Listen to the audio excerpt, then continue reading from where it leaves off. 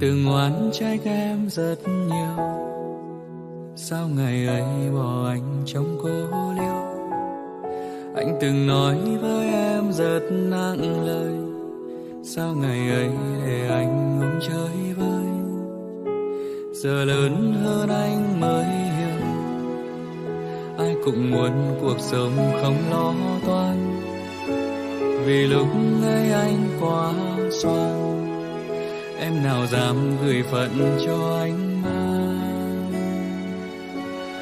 Sai lầm lớn nhất anh mang trong cuộc đời là đánh mất em khi ta tuổi đôi mươi, là muốn ấp ôm em theo cả cuộc đời mà bản thân anh còn chưa lo được nỗi. Giờ đây anh đã có những thứ em cần rồi, chỉ không có em nên anh đau lòng thôi. Người không dám tin tương lai anh thay đổi, giờ theo bước anh em sẽ đớn đau cuộc đời.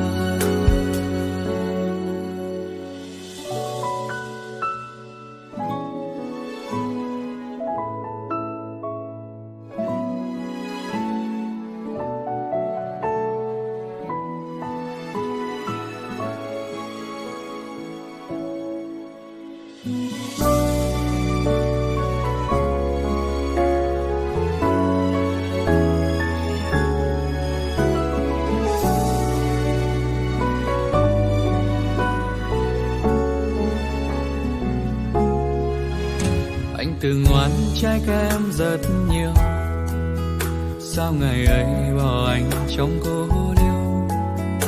Anh từng nói với em rất nặng lời, sao ngày ấy để anh uống chơi vơi. Giờ lớn hơn anh mới hiểu, ai cũng muốn cuộc sống không lo toan.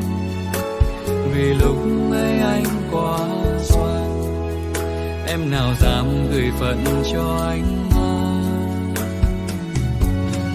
Sai lầm lớn nhất anh mang trong cuộc đời là đánh mất em khi ta tuổi đôi mươi, là muốn ấp ôm em theo cả cuộc đời mà bản thân anh còn chưa lo được nỗi.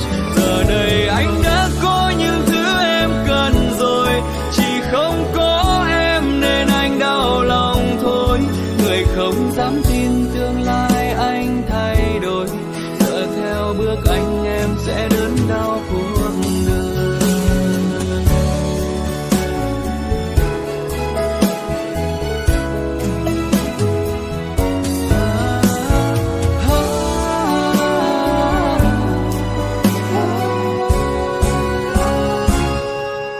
Sai lầm lớn nhất anh mang trong cuộc đời là đánh mất em khi ta tuổi đôi mươi, là muốn ấp ôm em theo cả cuộc đời mà bản thân anh còn chưa lo được nỗi. Giờ đây anh đã có những thứ em cần rồi, chỉ không có em nên anh đau lòng thôi.